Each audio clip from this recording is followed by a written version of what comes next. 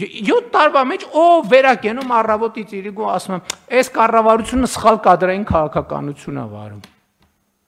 Հա, կառավարությունը սխալ կադրային քաղաքականություն է վարում, որովհետև երկրում կադրային ճգնաժամ է, մարդկային ռեսուրսի ճգնաժամ է, հարգելի գործընկերներ։ Իսկ գիտեք ինչի է ճգնաժամ։ Որովհետև մի երկրում, որտեղ բնակավայրերի 70 եւ ավել տոկոսում մանկապարտեզ չկա, երբ որ դպրոցների 70 եւ ավել տոկոսը կիսաավերված է ֆիզիկական եւ բովանդակային առումով, չի կարող այդտեղ լինել, չլինել կադրային սով։ Կան երկրում լավ կադրեր ունենց, հիմա կասեն, ինչ չորացել է մեր երկրի արգանդը չորացել է, չէ, չի չորացել, Ժողովուրդ ջան։ Կան լավ կադրեր, այո, կան լավ կադրեր։ Փոքր խումբ, որոնք 1, 2, 3, 4, 5, 6, 7, 8, 9, 10 միլիոն դրամով աշխատում են Հայաստանում, Հայաստանից դուրս։ Եվ չեն էլ գա աշխատեն կառավարությունում, հələ մի բան չի, 400-500 հազար դրամ ստանան, ամեն ստացած կոպեկի հետ էլ անեցքը հետը տանեն տուն։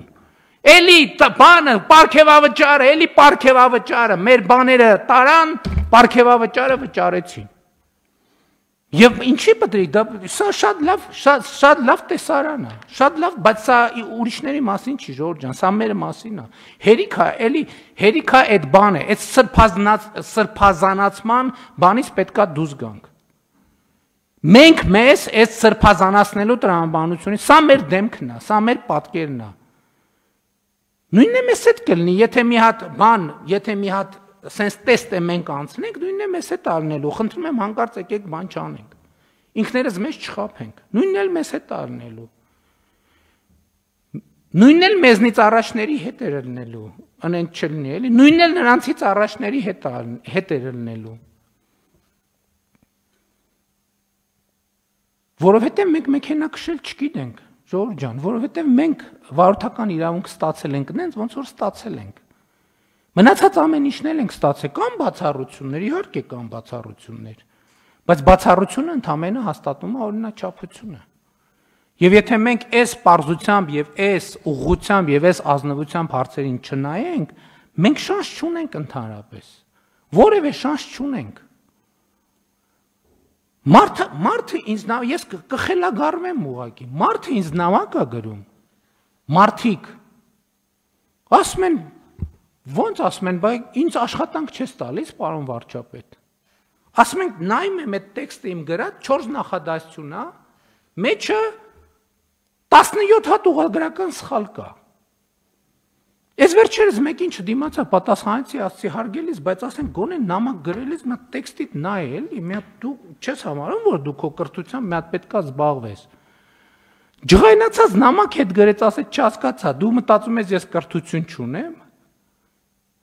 Այ որ իմանաս, որ տեն չի, կծում եմ դիպլոմս, եւ այդ տեքստի մեջ եւս 17 հատ ուղղագրական սխալով։ Չմտածեք չափազանցնում եմ, եթե ով ուզի կտանեմ ցույց կտամ բանը, իմ բանի նամակների ցանկում այդ նամակը ցույց կտամ։ Բայց սա ուրիշի մասին չի, եթե մենք այս ասելով նկատի ունենանք ուրիշներին, մենք խնդրեմ կունենանք, սա մեր մասին է, սա մեր մասին է, որովհետև առավել եւս եթե մենք ուրիշներին նկատի ունենանք, այս ամեն ինչը մարդիկ կընկալեն որպես վիրավորանք։ Բայց սա մեր մասին է։ Եվ այն խնդիրները, որ մենք ունենք եւ ունեցել ենք, դրա մասին է։ Որովհետև այս խնդրի հետ մենք ամեն օր բախվում ենք եւ շարունակելու ենք բախվել, բայց ինչ անել։ Ինչ անել։ Հիմա կոնկրետ այս դեպքում ես կարծում եմ, այսօր նախարարի հետ մի թեթև խոսել ենք, չենք հասցրել քննարկենք, ես ընդհանրապես ասել եմ, որ այսպեսի բան անցնում մտքովս, որ մենք պետքա նախապատրաստական դասընթացներ անենք, այսինքն ոչ մեկի թույլ չտանք տնօրենի մրցույթի մասնակցի, Իչև ինքը դասընթացը չգնա, չսովորի, չավարտի եւ բան չստանա,